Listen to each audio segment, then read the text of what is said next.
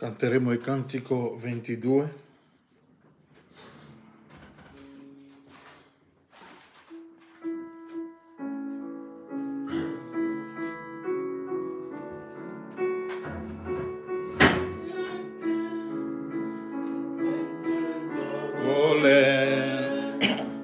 E lo splendore dei cieli, sento il tuono e il mondo in te che narra il tuo potere.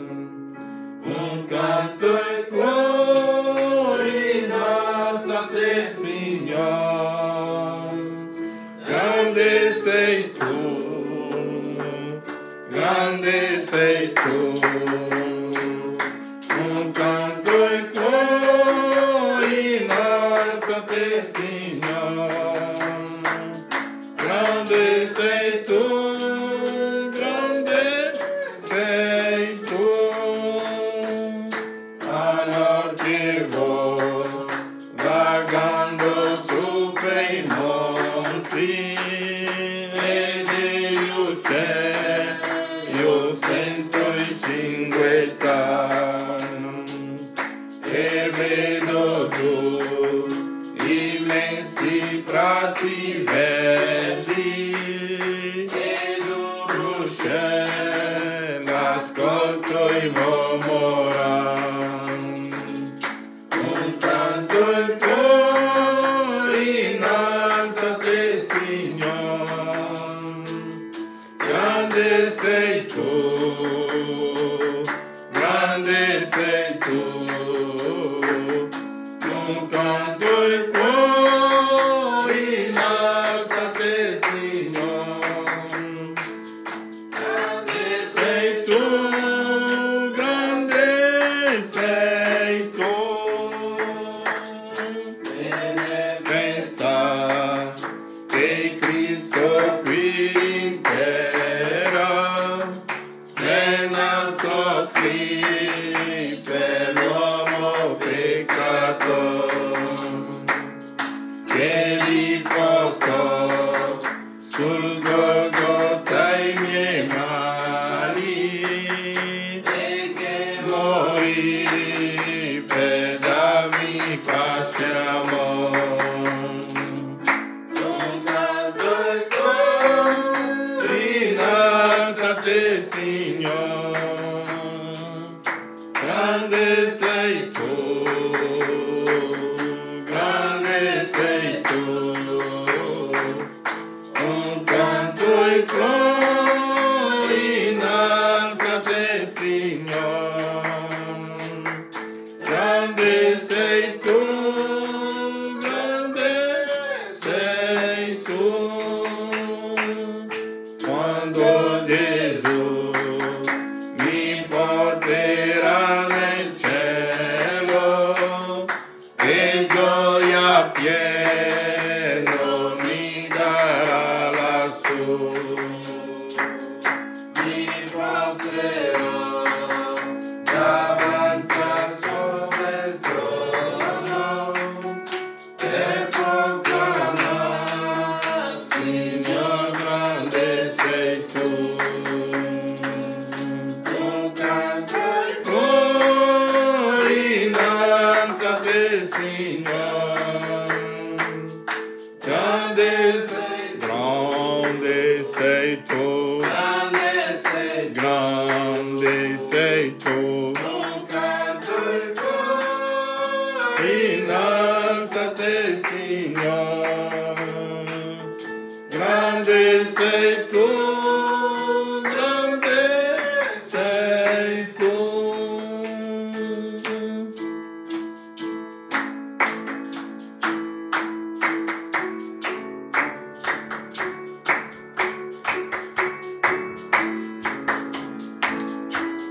Amen. Alleluia.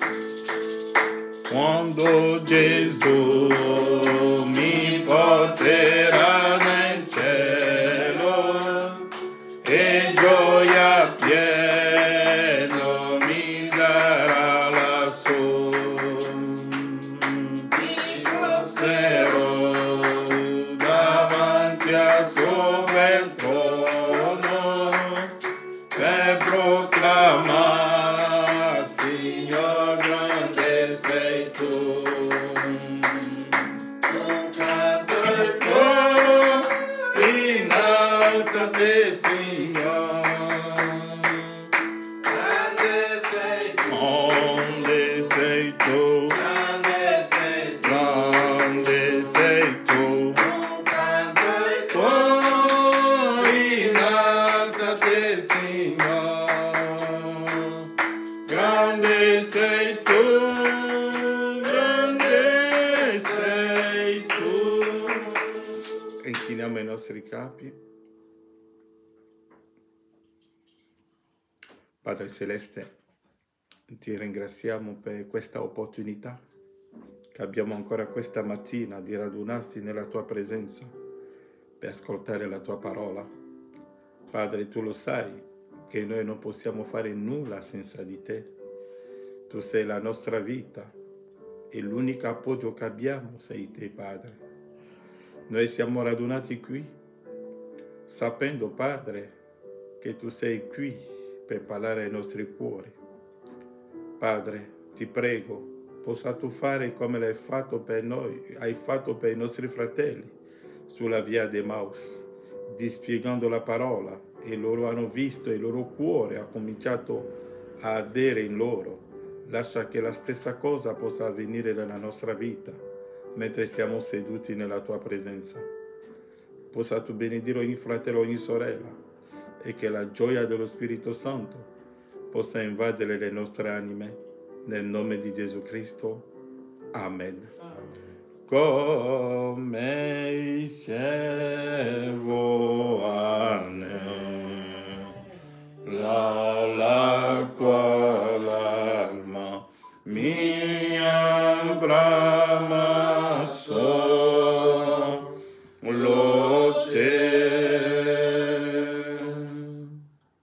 Sei tu, so ciò che cor mio brama e voglio adorare te. Da te sol prendo forza, oh Dio, in te sol posso riposare.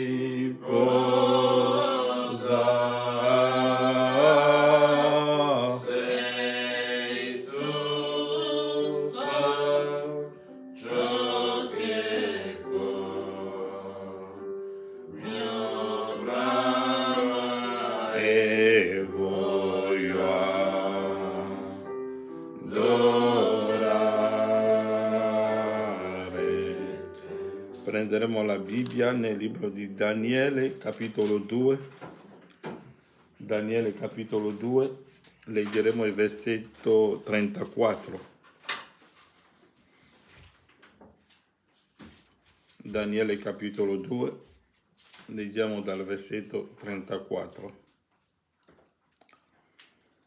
Mentre guardavi, una pietra si staccò, ma non spinta da una mano, e colpì i piedi di ferro ed argilla della statua e li frantumò. Allora si frantumarono anche il ferro, l'argilla, il bronzo, l'argento e l'oro, e divennero come la pula sulle aie d'estate. Il vento li portò via e non se ne trovò più traccia. Ma la pietra che aveva colpito la statua diventò un gran monte che riempì tutta la terra. Questo è il sogno. Ora ne daremo l'interpretazione al Re. Amen. Che Dio vi benedica. Accomodatevi.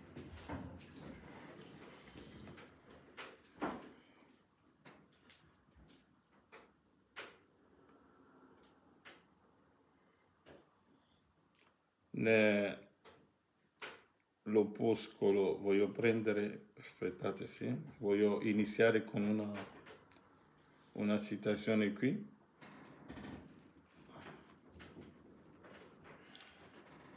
Nell'opuscolo Dio è incompreso.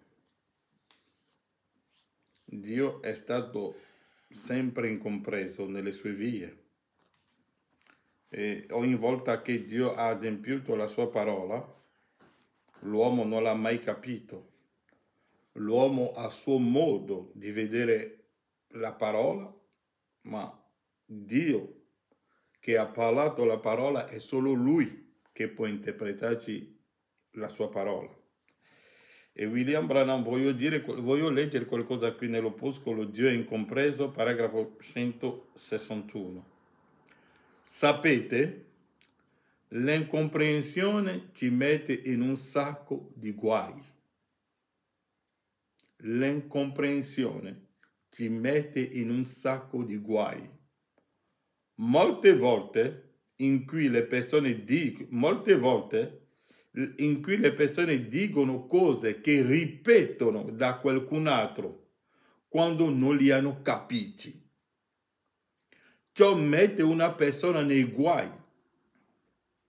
Credo che sarebbe buono per noi se solo, aspettiamo finché capissimo quello di cui stavamo parlando. Non lo pensate?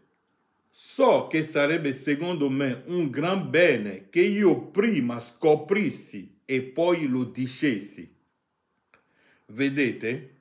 Ma noi sembriamo essere incompresi. E qui Davide sta parlando di Israele che non comprese i suoi miracoli quando si trovavano in Egitto. Male capire Dio può portare il mondo a fare tante cose brutte.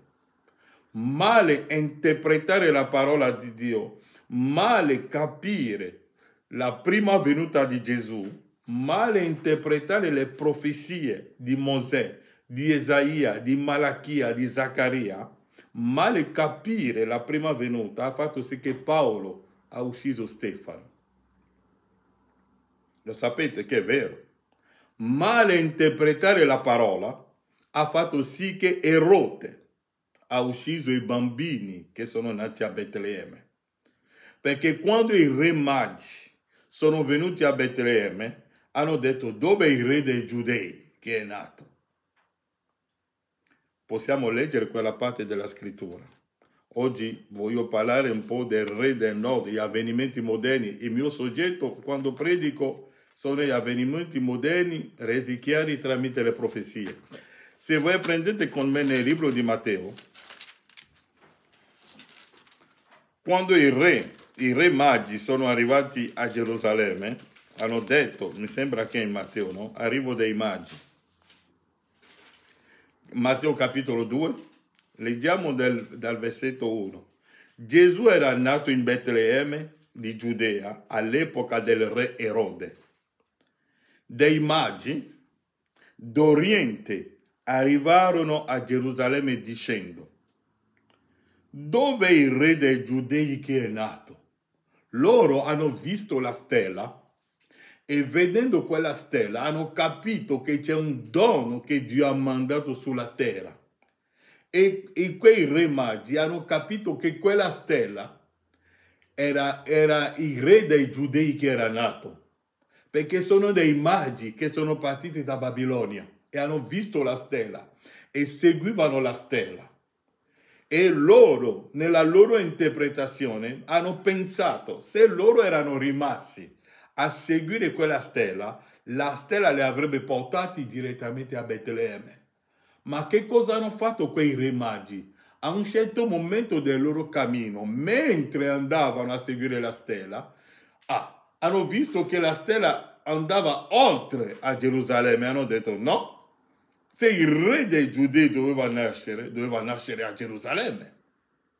Allora sono entrati a Gerusalemme e che cosa hanno fatto? Hanno chiesto: dove è il re dei Giudei che è nato? Versetto 2. Poiché noi abbiamo visto la sua stella in Oriente e siamo venuti per adorarlo. Notate che loro sono partiti dall'Oriente per andare ad adorare in Occidente, perché se noi seguiamo il movimento geograficamente, Betlemme era in Occidente se consideriamo da dove sono partiti i re magi. Mi seguite? Amen. Ok. Allora ha detto, dove è il re dei giudei che è nato? Poiché noi abbiamo visto la sua stella in Oriente e siamo venuti per adorarlo. Udito questo, il re Erode fu turbato e tutta Gerusalemme con lui. Riuniti tutti i capi dei sacerdoti e gli scribi del popolo, si informò da loro dove Cristo doveva nascere. Essi gli dissero, in Betlemme di Giudea, poiché così è stato scritto per mezzo del profeta. Vedete? Loro sono andati a prendere le profezie per aiutare i magi. Mi seguite? Hanno detto, ha detto, riuniti tutti i capi dei sacerdoti e gli scribi del popolo, si informò da loro dove Cristo doveva nascere. Essi gli dissero, in Betlemme di Giudea. Non è che sono andati a prendere un fiction, non è che sono andati a prendere film di Hollywood o di YouTube, ma hanno preso le profezie, la parola. Mi seguite? Quando per esempio il re Giosafat è andato per fare la visita di Stato a Acab e Acab l'ha invitato per andare a combattere contro i Filistei, che cosa ha detto il re Giosafat? Ha detto, consultiamo la parola per vedere che cosa dice la parola. Bisogna sempre consultare la parola. Bisogna sempre consultare le scritture. Allora, quando Erode era turbato, aveva invitato i predicatori dell'epoca e ha chiesto a loro, ma dove doveva nascere il Messia? Perché questi uomini quali dobbiamo aiutare, loro non sono andati a prendere un fiction o il pensiero di un predicatore, ma sono andati a prendere le profezie. Hanno detto, essi dissero, in Betlemme di Giudea, poiché così è stato scritto per mezzo del profeta. Ah, si sono riferiti al profeta. Si sono riferiti a quale profeta? A Micaia. Ho detto, Micaia aveva precisato. Se voi leggete Dio è stato sempre, ogni giorno, Dio mette le sue cose più in chiaro. E per questo che abbiamo letto una citazione nelle 7 epoche. Seguitemi bene, non siate preoccupati per il tempo, perché il fratello Branham dice che man mano che andiamo avanti, la rivelazione della parola diverrà ancora chiara e ancora più chiara. Dal giardino dell'Eden è stato annunciato che il Messia doveva venire, ma Dio non aveva detto dove doveva nascere il Messia. Mi seguite? Poi è arrivato Mosè e Mosè dice, il Signore vostro Dio susciterà di mezzo a voi uno come me, in mezzo ai vostri fratelli. Ok, il Messia sarebbe un profeta. Viene più tardi, Isaia ha detto, una vergine partorirà. Poi Malachia viene, vi sto prendendo un po' di scritture così. Malachia viene e dirà, il Signore entrerà nel suo tempio. Ogni profeta Dio sta spappagnando la venuta del Messia, un po' qua e là nei profeti. Mi seguite? Ma ci vuole un po' più di precisione. Allora la precisione finale l'ha dato il profeta Micaia, perché gli altri profeti non hanno detto il luogo della nascita. Ma Micaia lui ha dato l'ultima precisione. Il bambino deve nascere a Betlemme. Questo è il punto finale. Chiunque può venire per dire che egli è il Messia, ma tu sei nato a Betlemme? Perché il Messia doveva avere tutte queste caratteristiche. Mi seguite? E il bambino, allora qui il profeta è stato ben chiaro. E gli dissero in Betlemme di Giudea, poiché così così è stato scritto per mezzo del profeta. E tu, Betlemme, terra di Giuda, non sei affatto la minima fra le città principali di Giuda, perché da te uscirà un principe che pascerà il mio popolo di Israele. Allora Erode, chiamati di nascosto i magi, si informò esattamente da loro del tempo in cui la stella era apparsa. E mandandoli a Betlemme disse loro: andate e chiedete informazioni precise sul bambino, e quando l'avrete trovato fatemelo sapere affinché anche io vada ad adorarlo. Essi dunque, udito il re, partirono, e la stella che avevano vista in oriente andava davanti a loro finché, giunta al luogo dove era il bambino, vi si fermò. Scendiamo al versetto 16. Allora Erode, vedendosi beffatto dai magi, si adirò moltissimo e mandò a uccidere tutti i maschi che erano in Betlemme, in tutto il suo territorio, dall'età di 2 anni in giù, secondo il tempo del quale si era esattamente informato dai magi. Non è la stessa notte in cui il bambino era nato che i re magi sono arrivati. William Branham dice che il loro viaggio ha durato 2 anni, e per questo che Erode ha ucciso i bambini tra 0 e 2 anni, perché si è informato dai re magi da quando è che stavano seguendo la stella. Allora è informato dai magi. Allora si adempì quello che era stato detto per bocca del profeta Geremia. Un grido si è udito in Rama, un pianto, un lamento grande. Rachele piange i suoi figli e rifiuta di essere consolata perché non sono più. Male capire la prima venuta ha fatto sì che Erode ha ucciso dei bambini innocenti, perché Erode pensava che il re dei giudei che era nato era venuto per prendere il suo trono. È la stessa cosa oggi quando predichiamo la seconda venuta. Quando abbiamo predicato il millennio, la gente pensa che un giorno un uomo scenderà di là sopra e verrà sulla terra e prenderà il trono della Casa Bianca o andrà a sedersi là a Gerusalemme. Male capire Dio. E questa male capire Dio che cosa porta? L'uccisione di tanti fratelli, l'uccisione di tante sorelle. Come Erode ha ucciso tanti bambini innocenti perché aveva capito male la prima venuta, aveva capito male l'interpretazione della parola. È la stessa cosa oggi. Male capire Dio porta la gente a fare tante cose brutte. Male predicare il rapimento ha fatto sì che la gente sta aspettando ancora il rapimento oggi, che devono volare in aria come gli uccelli. Quando William Branham cantava quel cantico, io volerò, quando muoio io volo. Branham ha cantato un cantico così, ma la gente sta aspettando di volare come gli uccelli. Questo è Hollywood. Male interpretare la parola di Dio farà sì che voi attraverserete il millennium senza accorgervene. Come l'ha detto fratello Branham, in un opuscolo ha detto: molti attraverseranno il millennium senza accorgersene che il millennium è passato.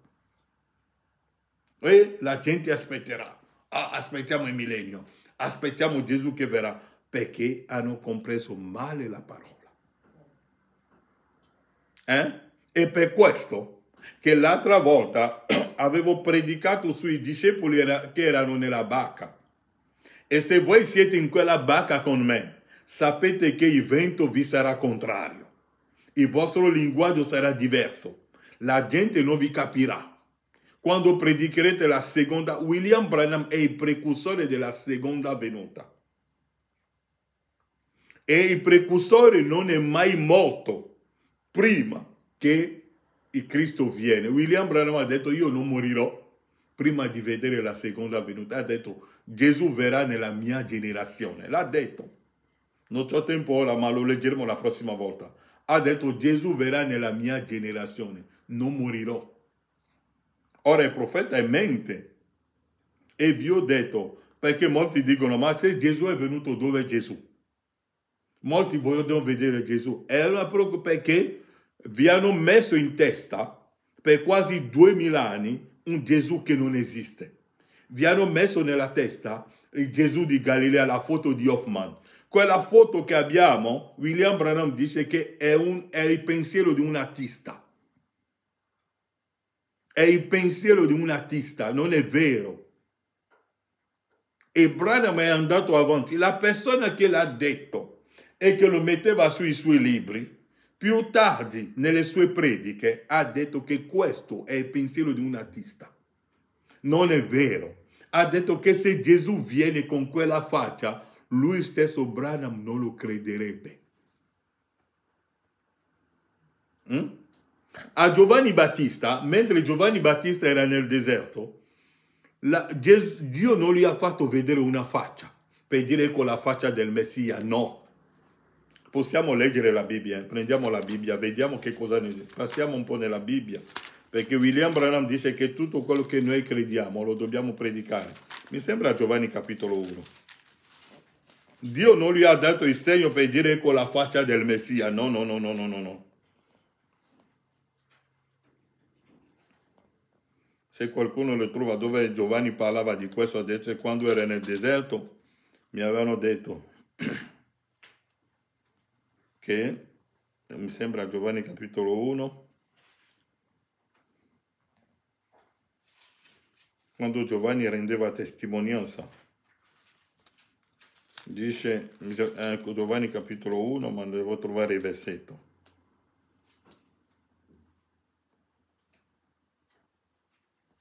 Versetto 32, leggiamo dal versetto 31. Io non lo conoscevo. Avete capito? Giovanni ha detto io non lo conoscevo, ma appunto perché gli sia manifestato a Israele, io sono venuto a battezzare in acqua. Ma Giovanni sapeva che quella persona deve essere manifestato. Allora lui è venuto in acqua. Perché è andato nel Giordano? Seguite. Giovanni rese testimonianza dicendo: ho visto lo Spirito scendere dal cielo come una colomba e fermarsi su di lui. Io non lo conoscevo, ma colui che mi ha mandato a battezzare in acqua mi ha detto: colui sul quale vedrai lo Spirito scendere e fermarsi è quello che battezza con lo Spirito Santo. E io ho veduto, ho attestato che questo è figlio di Dio. Dunque a Giovanni là nel deserto Dio non gli ha fatto vedere una faccia. Mi seguite? Ma Dio gli ha dato un segno. Tu vai là nel Giordano e cominci a battezzare. La gente verrà. E nel gruppo di gente che verrà, se tu vedi lo Spirito scendere e fermarsi su qualcuno, quello è il Messia. Lo Spirito può scendere su qualcuno e non fermarsi. Mi seguite? Ma la persona sul quale tu vedrai lo Spirito scendere e fermarsi, lui è il Messia. Non hanno fatto vedere una faccia a Giovanni, ma lui è stato dato un segno. E oggi la gente sta cercando la faccia di Gesù. Ma noi abbiamo ricevuto dei segni tramite i quali dobbiamo riconoscere il Messia. E il Messia che era venuto 2000 anni fa, Gesù non portava il suo stesso nome. Mi seguite? Gesù portava il nome del Padre. E il nome del Padre. Gesù ha detto io sono venuto nel nome del Padre. E il nome del Padre chi è? È Gesù. È per questo che quando noi preghiamo, e preghiamo sempre nel nome di Gesù, preghiamo nel nome del Padre, perché è l'unico nome che fa paura a Satana. È per questo che Paolo dirà che la famiglia in cielo e sulla terra porta questo nome, il nome di Gesù Cristo. Tutti noi portiamo questo nome. Dunque a Giovanni è stato dato un segno, non una faccia.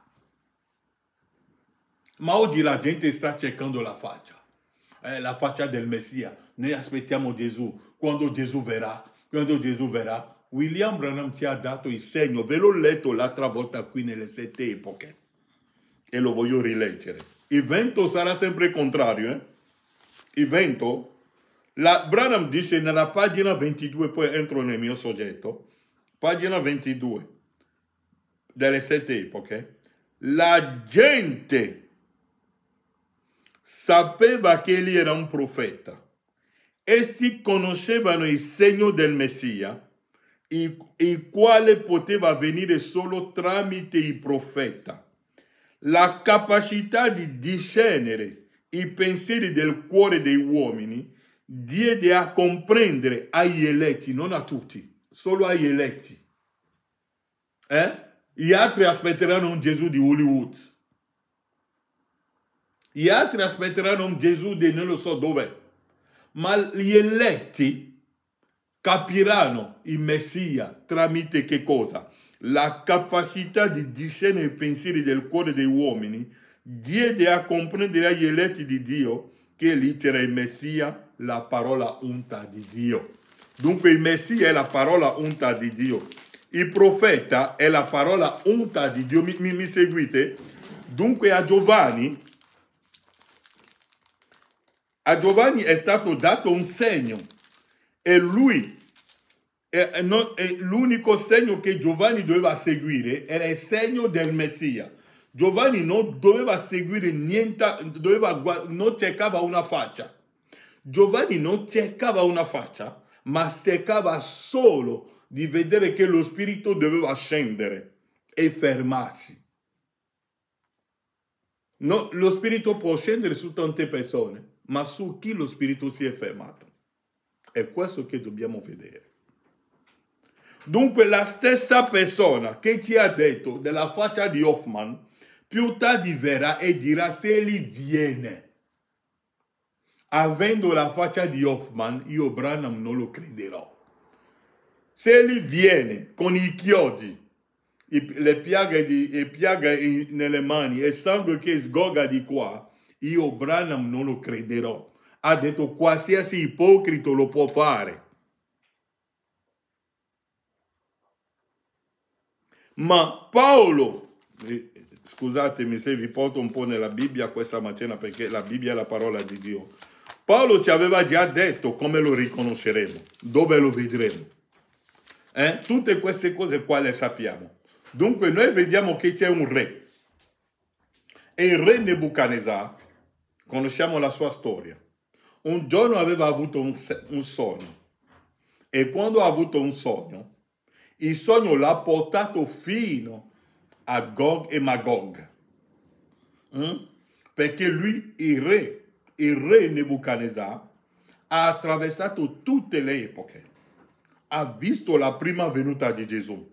Ha visto il battesimo di Gesù. Perché il sogno gli ha fatto vedere, ha attraversato questo re pagano. Perché la nostra predicazione si basa su un sogno di un re pagano. E tramite quel sogno di questo re pagano, Dio ha rivelato il piano della redenzione. Dio ci ha fatto vedere tutto il piano della redenzione fino a Gog e Magog, fino all'eternità, fino alla venuta del regno. Il re Nebuchadnezzar l'ha visto. Il re Nebuchadnezzar ha visto Khrushchev. Il re Nebuchadnezzar ha visto Eisenhower. Ha visto tutto questo, ha visto tutto l'embarandam che abbiamo oggi sulla terra. Ha attraversato tutte le epoche fino a vedere l'entrata nell'eternità. Il re Nebuchadnezzar ha visto tutto questo. Il re Nebuchadnezzar ha visto la prima venuta di Gesù, ha visto Isaia, ha visto il re Nebuchadnezzar, ha visto Giovanni Battista, ha visto Caiafa, ha visto Paolo, ha attraversato le 7 epoche della Chiesa fino alla seconda venuta.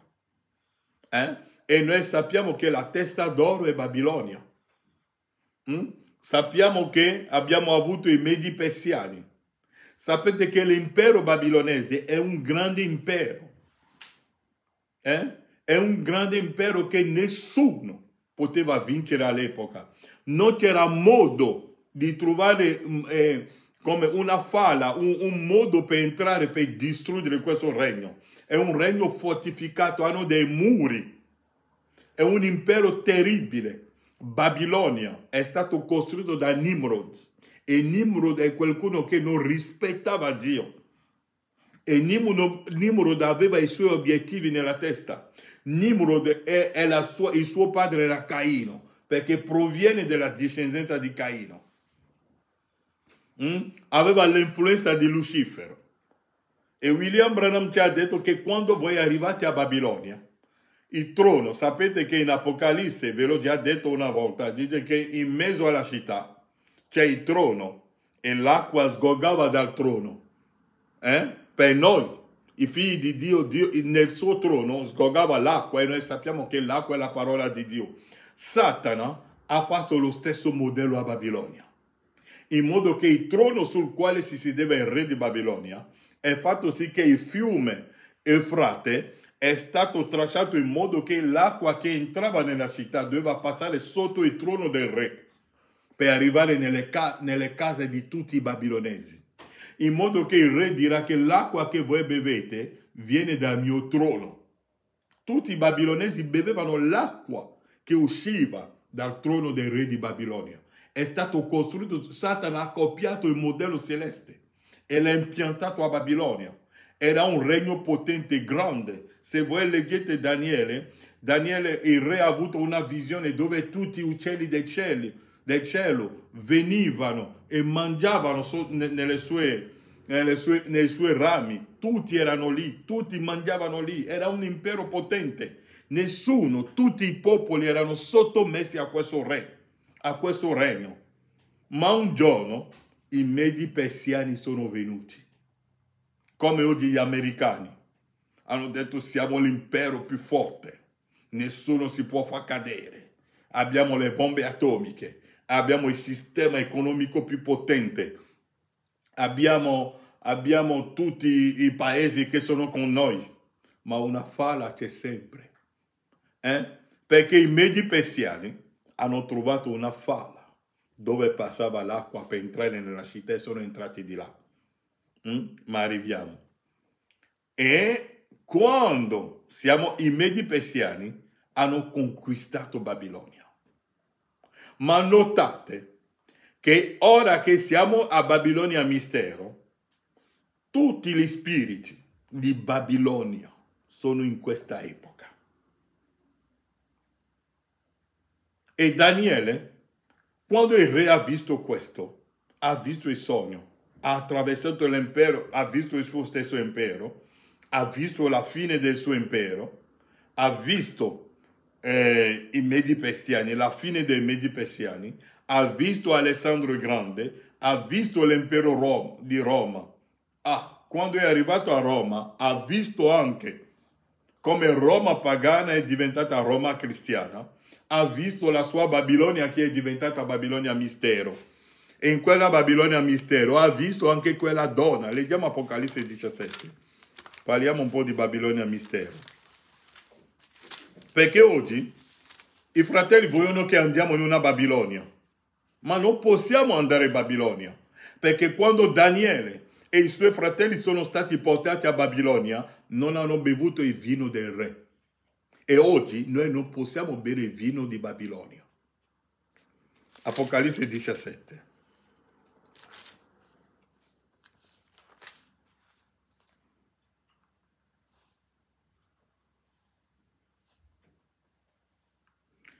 Poi uno dei 7 angeli che aveva le 7 coppe venne a dirmi: vieni, ti farò vedere il giudizio che spetta alla grande prostituta che siede su molte acque.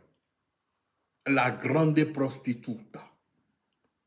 I re della terra hanno fornicato con lei e gli abitanti della terra si sono ubriacati con il vino della sua prostituzione. Il re della terra. E gli abitanti della terra si sono ubriacati, anche i predicatori, perché il vero re della terra sono i figli di Dio. Ma invece di predicare la parola di Dio sono ubriacati. Si sono ubriacati del vino di Babilonia, di quella prostituta. È una prostituta. Egli mi trasportò in spirito nel deserto. Quella donna siede nel deserto. E sapete che nel deserto è il posto dove non piove. Dunque non c'è lo Spirito Santo.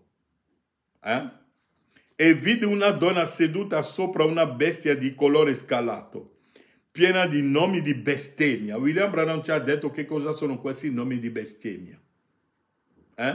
Cattolico, protestante, io sono un protestante, io sono un pentecostale, io sono battista, ecco i nomi di bestemmia. Sono dei nomi di bestemmia. Presbiteriano, e quella donna porta tutti quei nomi là. È per questo che le sue figlie, i luterani sono le sue figlie, perché la Chiesa Cattolica porta tutti quei nomi. E per questo il Consiglio Mondiale delle Chiese, perché le sue figlie sono tornate a casa. E l'accordo l'hanno firmato. Ci abbiamo i video, Egli mi trasportò in spirito nel deserto e vide una donna seduta sopra una bestia di colore scalato, piena di nomi di bestemmia, e che aveva 7 teste e 10 corna. La donna era vestita di porpora e di scalato, adorna d'oro, di pietra preziose e di perle. In mano aveva un calice d'oro pieno di abominazione e delle immondezze della sua prostituzione. Aveva in mano un calice d'oro. L'oro è la divinità, ma in quel calice, quello che si predica, quello che c'è dentro, non è la vera stimolazione. La gente, è come vi avevo già detto una volta, Saul, per andare in guerra, si nascondeva dietro Samuele. Hanno preso il nome di Dio, ma quello che c'è dentro non è la parola di Dio. È come oggi vedi tanti fratelli che hanno gli opuscoli, hanno la forma, ma la vera cosa non ce l'hanno.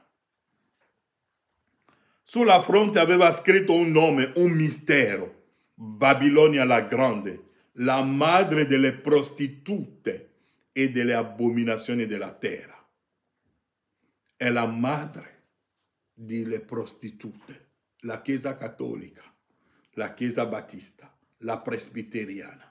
Tutte quelle chiese qua è la loro madre, la Chiesa madre. Siamo noi da quasi 2000 anni che siamo qui. Noi hanno tutto, è per questo che nessuno può opporsi a loro.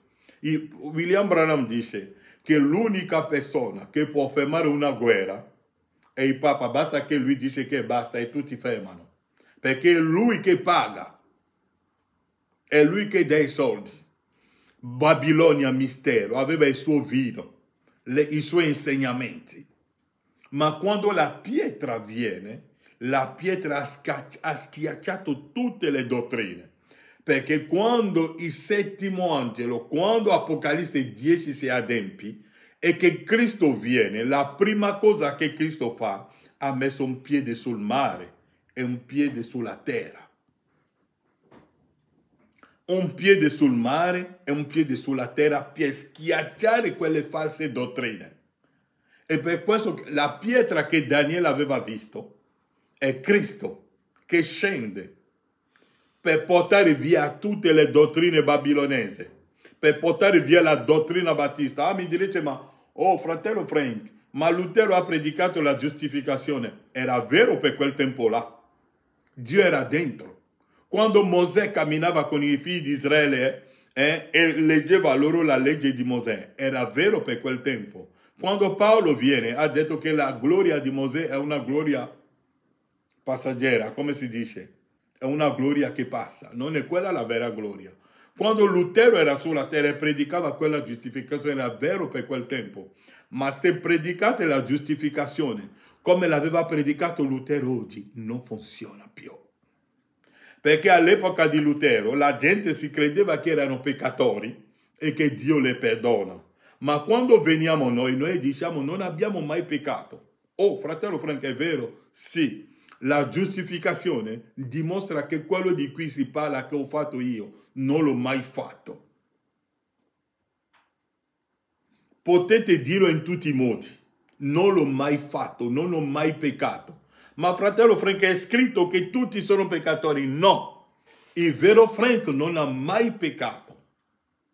William Branham dirà nell'opuscolo Shalom, voi non mi avete mai visto.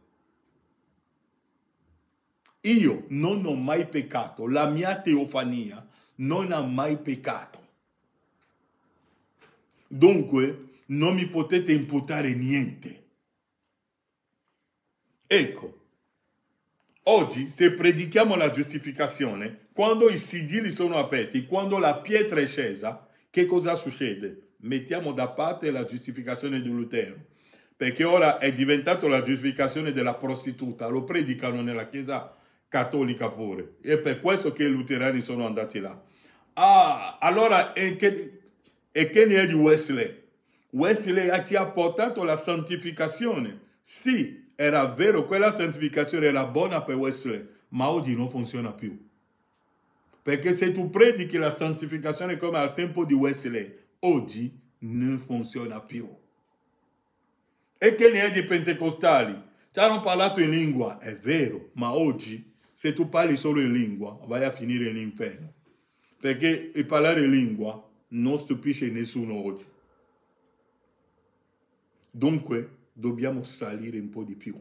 È per questo che quando voi leggete il libro di Ezechiele, voi vedete che Ezechiele doveva andare più nello stato più, ancora di più e ancora di più.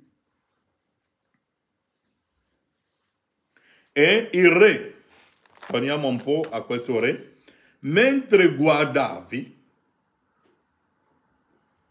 una pietra si staccò, ma non spinta da mano, e colpì i piedi di ferro e d'argilla. Dunque la pietra era scesa al tempo del ferro e di argilla. E Branham ci ha detto che quella pietra è scesa mentre Khrushchev e Eisenhower erano presidenti. Eisenhower era in America, che significa ferro, e Khrushchev significa argilla. E in quel tempo di questi re, dunque se voi state aspettando quella pietra oggi, no, quella pietra è già scesa. E che cosa ha fatto quella pietra? Ha schiacciato, leggiamo, mentre guardavi una pietra si staccò, ma non spinta da una mano, non è qualcosa che viene, non è una dottrina umana, non è qualcosa che viene da una rivelazione umana, no. È qualcosa che viene dalla gloria, è Dio stesso che scende. È una pietra e colpì i piedi di ferro ed argilla della statua e li frantumò. Dunque tutto è stato frantumato, sia la dottrina luterana, la dottrina wesleyana, la dottrina pentecostale, tutto quello che è stato raccontato durante le epoche, Cristo lo stacca via. Ora si introduce Cristo, si introduce la vera interpretazione della parola. Nello stesso modo, tutti i regni della terra sono caduti. Tutti i regni. Tutti i regni. Vi leggo qualcosa qui. Nell'opuscolo.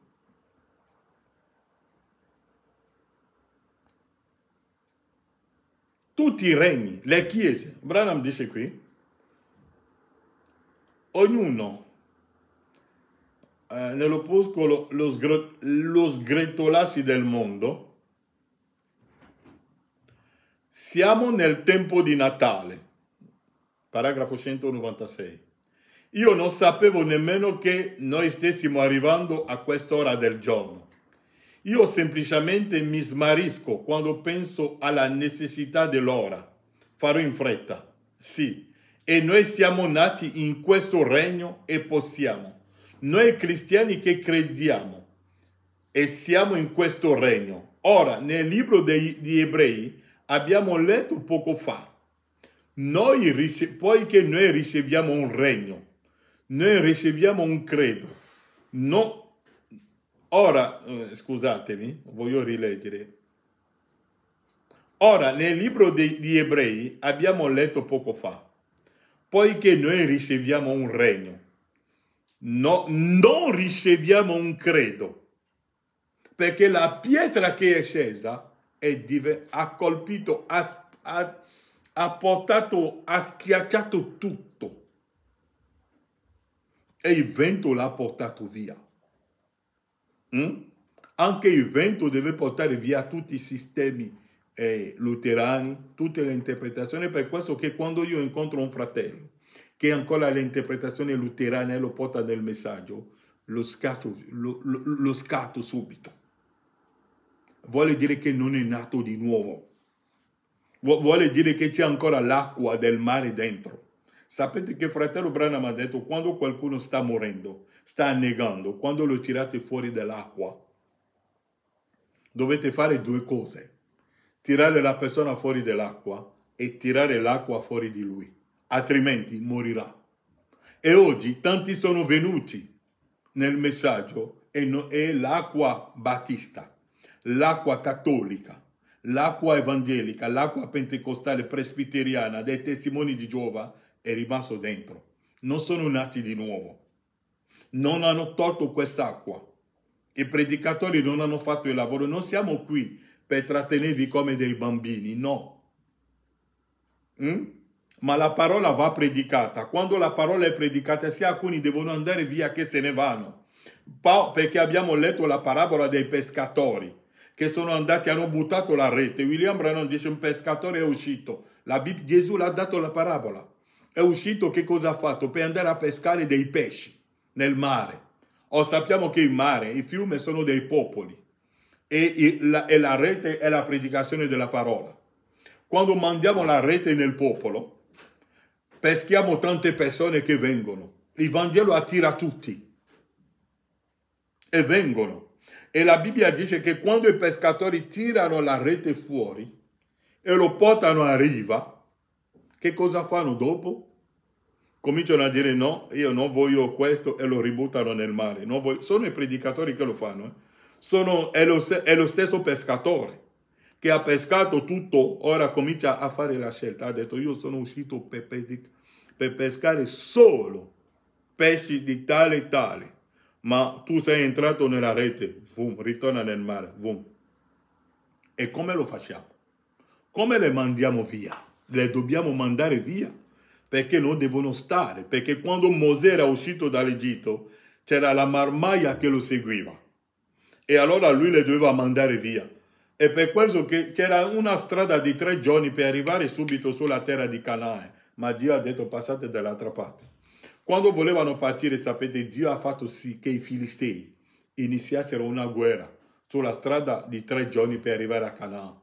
E allora Dio le ha detto, girate di là. Dio ha preparato lì la guerra. Ha detto, passiamo dall'altra parte. Perché c'era gente nel gruppo che non deve arrivare a Canaan.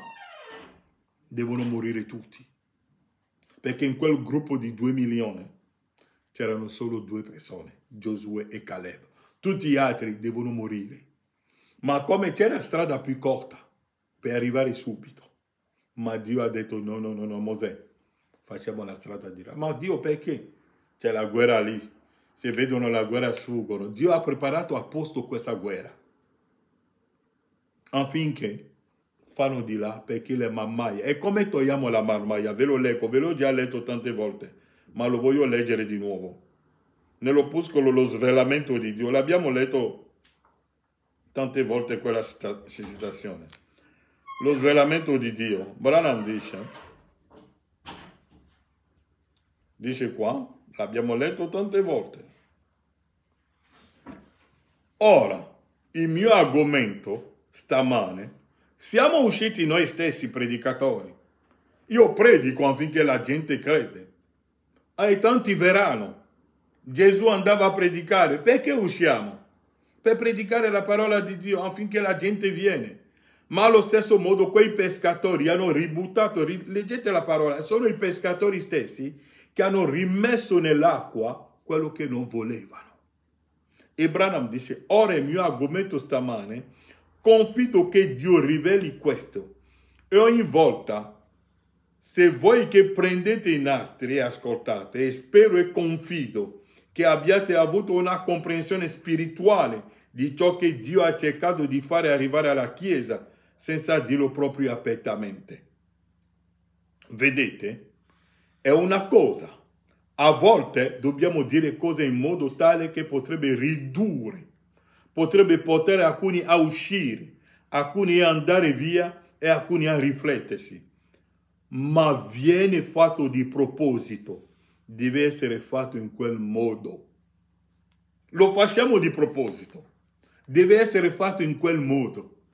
Tu vedi un fratello che entra per fare i numeri, per cercare, per creare problemi, tu vedi il suo spirito, tu predichi sulla seconda venuta, è già adempiuto, che se ne va. Non abbiamo bisogno di lui.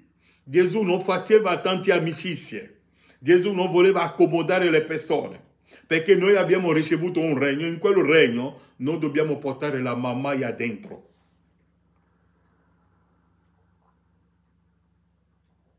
Non dobbiamo portare la mammaia dentro. Non dobbiamo nascondere la nostra natura.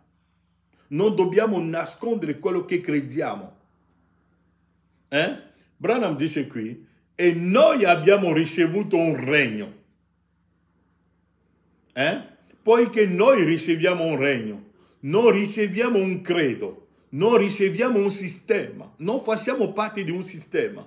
Non abbiamo, è per questo che io dico sempre ai fratelli, quando leggete, affidatevi allo Spirito Santo che vi riveli la parola. Non abbiamo ricevuto un sistema, no. Abbiamo un gruppo di fratelli che credono la stessa cosa, no. Non abbiamo ricevuto un sistema, la rivelazione è individuale. Perché nella stessa chiesa di Gesù, alcuni non l'hanno riconosciuto prima degli altri. Ora, non riceviamo un credo, non riceviamo un sistema, noi riceviamo un regno che non può essere smosso. Se voi avete veramente la rivelazione di questo messaggio di chi è William Marion Branham, possono dire qualsiasi cosa su di voi, possono venire a dirvi che lui è falso, lui è un frammazone, lui è tutto quello, possono raccontare tutto. Hanno detto a Pietro che Gesù era Belzebul, l'hanno detto a Natanaele, l'hanno detto a tutti, ma si sono sorsi, l'hanno predicato, sono stati uccisi.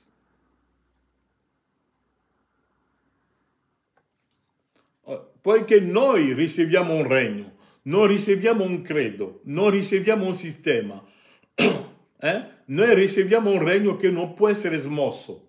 Il mondo si sta sgretolando. Il mondo si sta sgretolando. Non abbiamo, il mondo si sta sgretolando. Questo è vero. E ogni politico, ogni denominazione e ogni sistema cadrà a pezzi. E sono già caduti a pezzi. Non è che cadrà, è già caduto.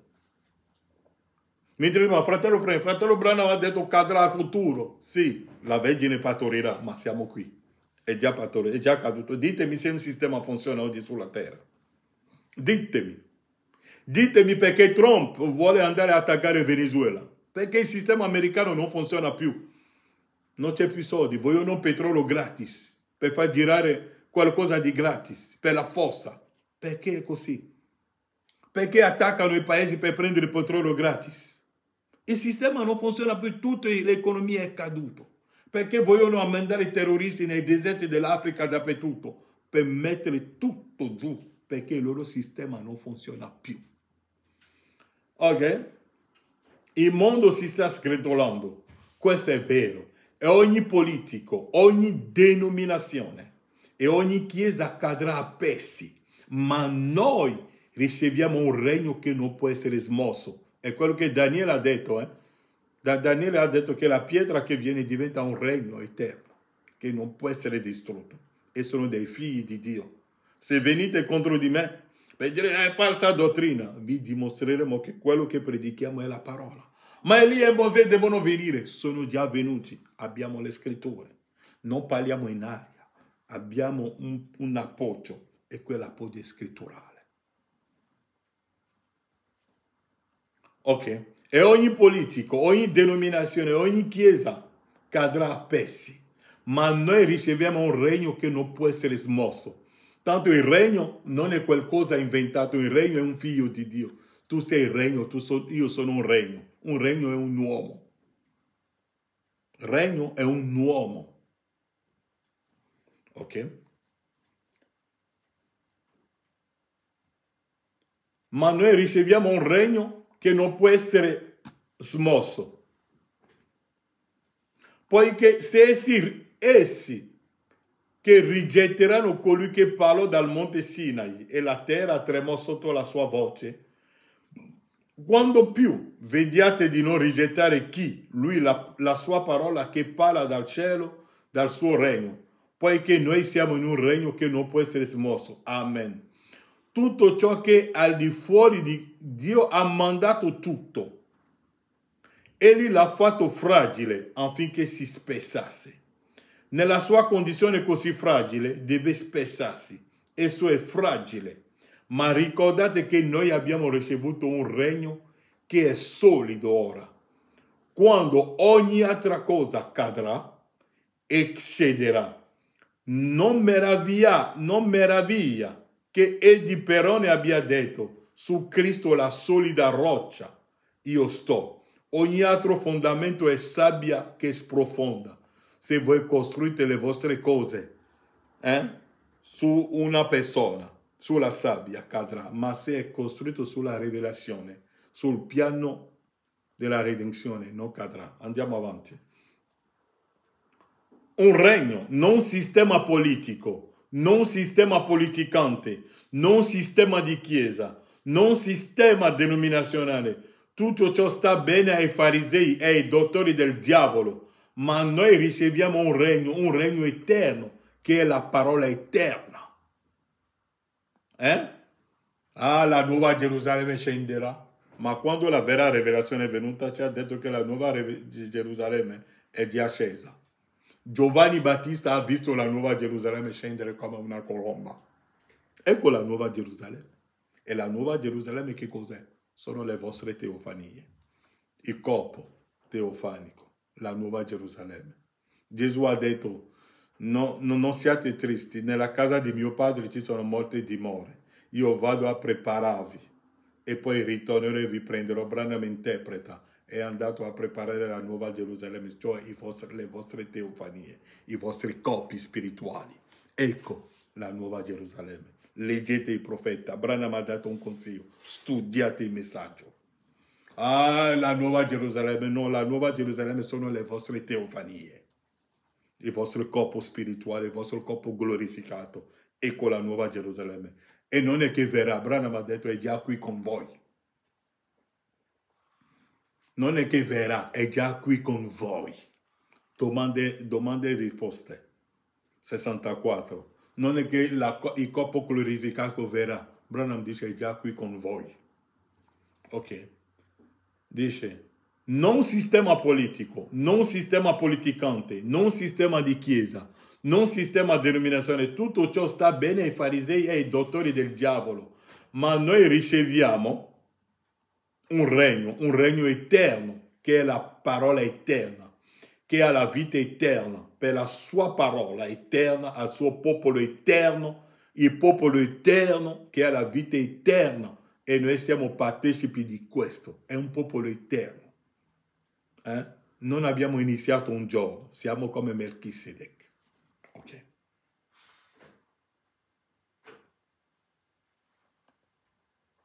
E Branham dice qui: ora, qualsiasi cosa vi allontani da quello è sbagliata, è un falso messia, una falsa unzione.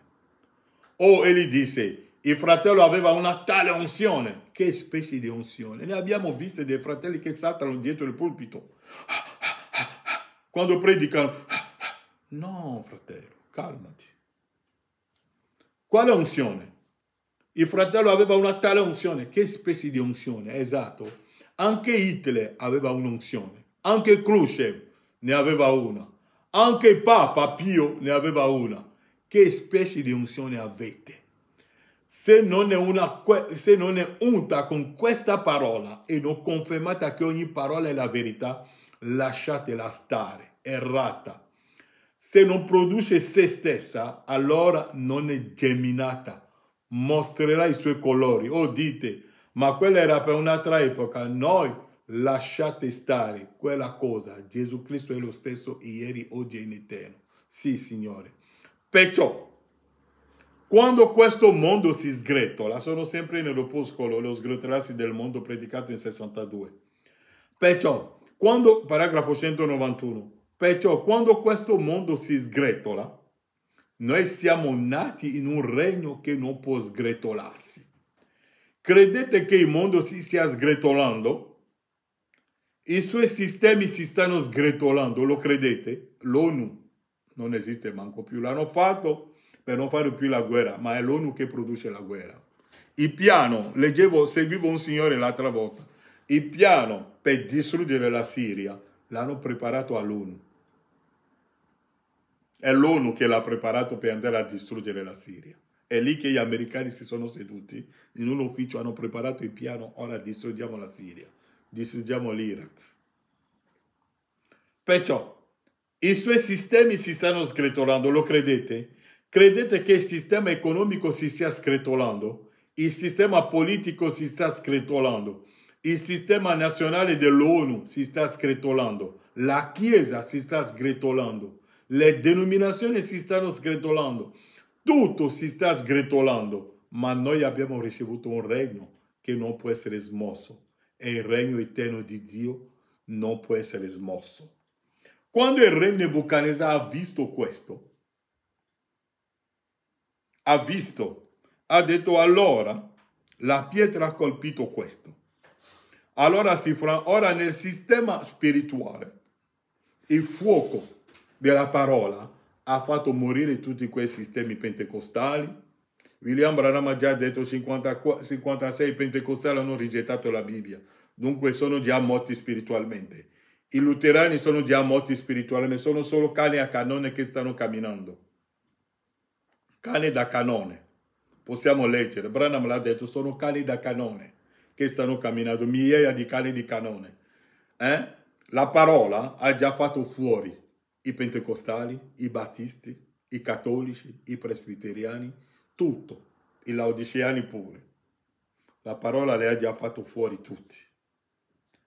È quella parte spirituale. Ora la parte fisica, abbiamo detto che è la bomba atomica della Russia che lo farà. Leggiamo due citazioni qui e poi mi fermo e andiamo avanti perché gli avvenimenti moderni sono resi chiari tramite la profezia. È quello che stiamo vedendo. Ora il mondo è entrato in un sistema di distruzione e vi ho detto che tutti i dirigenti hanno ricevuto l'unzione di distruzione sulla terra oggi. È quella unzione che funziona oggi sulla terra. Tutti i presidenti, da Meloni, Macron, Trump, Putin, tutti, Zelensky, tutto, quello, dappertutto è l'unzione. I 2 o 3 che parlano di pace le fanno zittire. Perché? Perché devono andare tutti al Mare Rosso. La Russia ha solo ottenuto il suo posto nel mondo. Nell'opuscolo riconoscete il vostro giorno e il suo messaggio. Paragrafo 174. È la Russia che finirà tutto il sistema ora. E siamo lì. E questo, siamo in quel tempo, siamo ora lì, ora. Quando avverrà, fratello Frank, che la bomba partirà, non ti sarò a dire una data, ma siamo lì.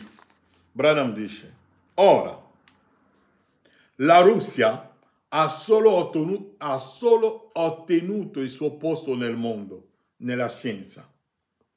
Non più di circa 40 anni fa. Sapete, quando entrò la prima guerra mondiale, essi ignoravano la Russia. Fratello Roy, essi erano solo una massa di ignorantoni e nomi siberiani, la barba su tutto il viso, e non distinguevano la mano destra dalla sinistra, proprio così. La Russia, ma essa ha riconosciuto il suo posto, doveva farlo per adempiere la scrittura. Perché la Russia è diventata prima nella tecnologia oggi sulla terra? Oh, la Cina economicamente va bene, ma qui stiamo parlando delle bombe. Ok. La Russia, ma essa ha riconosciuto il suo posto, doveva farlo per adempiere la scrittura. Conoscete le mie profezie di quello che dissi che sarebbe avvenuto, come tutti loro si sarebbero riuniti nel comunismo. Adesso la Russia guida il mondo della scienza. Chi guida il mondo della scienza oggi? La Russia.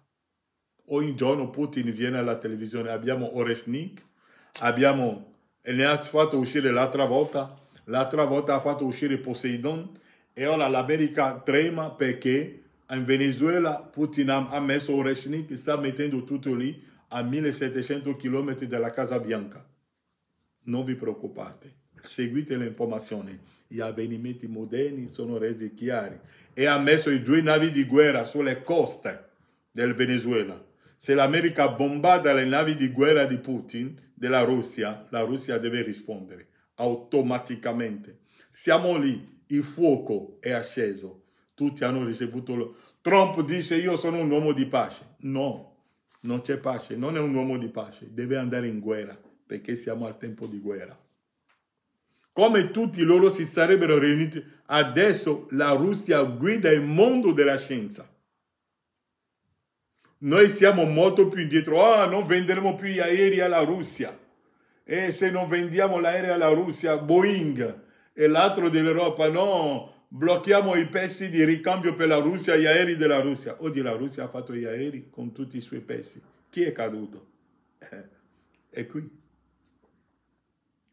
Hanno fabbricato i loro aerei e tutti i paesi ora ordinano alla Russia gli aerei civili. Non vogliamo più il gas della Russia, ma lo comprano sotto tavolo. L'India compra il petrolio della Russia e le vende all'Europa. Dove siamo? Chi è che guida il mondo oggi? Chi è che guida il mondo oggi? Ah, adesso la Russia guida il mondo della scienza. Noi siamo molto più indietro di lei. Trump può venire a dire tutto quello, 40 paesi contro un solo in Ucraina. Dove è finito? Non possono vincere perché la profezia non può mentire. La Russia guida il mondo della scienza. Producono più ingegneri di tutti i paesi occidentali. Noi siamo molto più indietro di lei. Sto leggendo il vostro profeta. Tutto il resto del mondo è più indietro di lei. Tutto il mondo è più indietro di lei. Medvedev ha detto, non abbiamo più bisogno di dire come faremo per attraversare l'Oceano Atlantico per bombardare l'America. No. Da qui lo possiamo finire l'America. Tanto Branham nell'ultima visione ha detto, mi sono girato, ho visto un cratere grande su tutto lo stato degli Stati Uniti. Chi lo farà? È la Russia. Noi siamo più molto indietro di lei. Tutto il resto del mondo è più indietro di lei. Essa conduce il suo posto. Ha solo riconosciuto di avere anche dei cervelli. Avete visto? La bomba sono nell'opuscolo acqua dalla roccia. Paragrafo 46. La bomba che probabilmente farebbe scoppiare ogni atomo della Terra è sospesa laggiù in Russia stasera. Avrebbe dovuto essere lanciata molto tempo fa, ma Dio è paziente, non volendo che nessuna debba perire in ritardo. Vedete? Siamo lì. Andiamo avanti la prossima volta e leggeremo un po'. Siamo lì. Perché la bomba deve portare via tutta la polvere. Tutta la polvere. Fratello Frank, anche tu sei sulla terra. Sì, tutti noi andremo nel Mare Rosso. Noi non neghiamo. Tutti noi andremo nel Mare Rosso. L'ho sempre detto. Tutti finiremo nel Mare Rosso. Solo che. Solo che, per me, il Mare Rosso è una benedizione. È la strada aperta. Mi piacerebbe leggere una citazione prima di concludere, se lo trovo. Prima di concludere. Così almeno vediamo qualcosa. Mi piacerebbe se lo trovo. Non l'avevo preparato, mi è venuto subito in mente.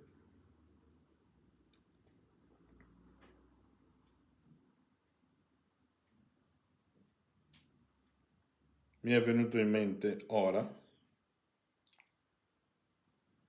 Mi piacerebbe leggerlo subito.